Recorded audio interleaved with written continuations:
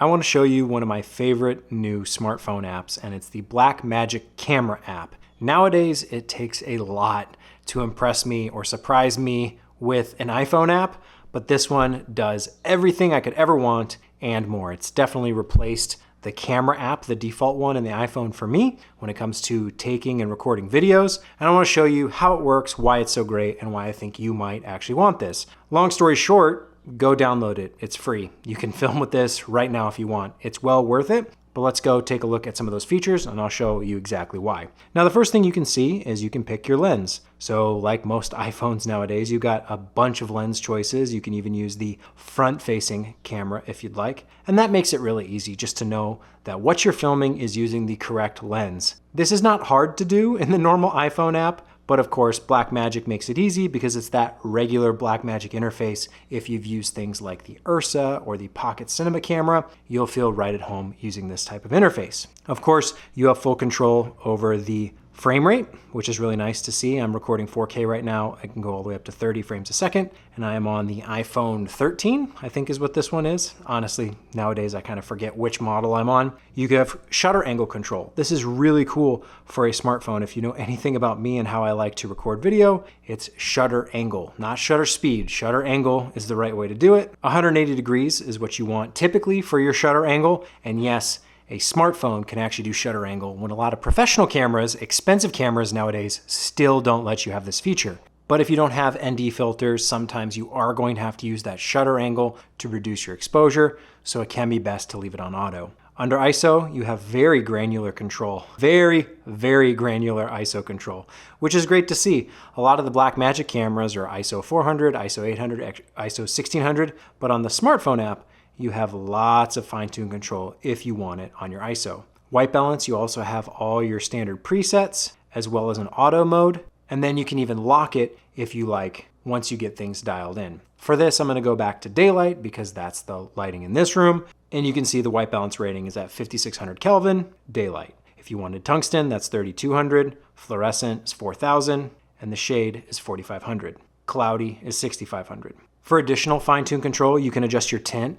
Blackmagic always puts the tint at 10, which is towards magenta for whatever reason. You can zero that out. You can go more green, go more magenta, whatever your preference is. In auto mode, you can see it messes up because I'm filming a wood surface. It doesn't like that color temperature. If it's thinking that's white, it's gonna try and compensate by making it really blue, and that's not what I want. So for the most part, when you're adjusting your white balance, you really should pick it, get it right, and lock it there. You have some really advanced features, things like zebras, focus peaking, composition grids, aspect ratio overlays, safe zones, false color, which if you don't know how to use false color, I highly recommend you look into it. It's a really easy way to visually see if your exposure is accurate, and you even have LUT support. Yes, LUT support built into a smartphone app. It's really incredible. Where we start getting into features that I find really helpful using this app compared to the native smartphone camera app is I have focus control. So of course your focus is going to autofocus by default. You can pick a point and it's going to focus, but you can even fine tune and adjust exactly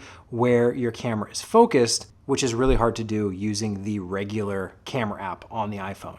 Of course, you can set your exposure like I was showing you before with the shutter angle and the ISO, but you also have auto exposure as well, and you can dial in if you want it to be over or underexposed depending on your exposure preference. So a lot of times on these smartphones, I like to run them a little bit darker. I find that can be often more cinematic in many situations, but if you prefer a brighter look, you can also set your exposure value to a little bit brighter, and those auto settings will reflect that. You have stabilization control, so you can actually turn the internal stabilization off. You can set it to standard, you can put it to cinematic, or even to an extreme, and that's going to control the level of stabilization that's being applied and reduce a lot of that handheld shakiness that can be very easy to get with iPhone footage. You can even extend your zoom range using a digital zoom on the lens you prefer. So if you want a really long focal length natively using the camera lens, you can add a zoom on top of that to a 4x or even an 8x zoom. Of course, Blackmagic is giving us great professional features like being able to mark the take. So you can mark your reel, your scene, your take, whether it's day, night, interior, exterior. You have a lot of metadata that you can apply to each clip, which is really helpful if you're shooting anything that you want to keep organized after the fact. At the bottom, you can see how much runtime you have remaining based on your file storage. Right now, I'm recording internally, but you can also record externally to an SSD or something using the USB-C output. So you can actually hook up an external hard drive or solid state drive and record your footage there. I've recorded quite a few clips already, and they're right in the media browser, and they sync with the Photos app, so you can send these basically to anyone just as easily as any regular iPhone video recording. You can AirDrop, or you can file transfer via plugging in. To dig into the settings even further, you can actually record ProRes 422 HQ right in the app, and that would be valuable using an external hard drive so you can get some of those larger file sizes on something separate than on your phone, which you probably don't want it taking up all that space. You could if you like, but I'd recommend if you're going to use a bigger, stronger codec, go with something like the external hard drive. Under the camera, you have so many options, more than I can even get into right now, but there's a lot to play around with. One of my favorite things is under the audio menu, you can actually pick the microphone that's being recorded. This is actually kind of annoying to do on the iPhone regular video camera app, and I like that I can pick exactly where my audio source is, whether it's the iPhone microphone, the AirPods Pro, or something else that's plugged in. Gives you that confidence to know that what you're recording is what you intend, like you would on any proper video camera, but now that's actually available on a smartphone. You have so much customization over the monitor display, from the focus assist colors to the guide opacity, from the guide color, HDMI out, so much control. And I love that all these settings are right here, just a click away. You have a lot of media options. You can load those LUTs in, and you can even save presets. Blackmagic even has a cloud service where if you sign up, you can sync what you're recording to a cloud drive, which would make remote editing really, really easy. That's a general overview, but it really just scratches the surface. There's so much you can do with this level of control, and I feel like I'm always hungry for all those settings, all those features, things like shutter angle, things like false color. Make the work so much easier and more enjoyable, because now I can actually get what I want rather than relying on everything being automated and automatic and the camera does something I don't want, which is most of what happens using the regular iPhone video app. The Blackmagic camera app has all those great Blackmagic features that I love,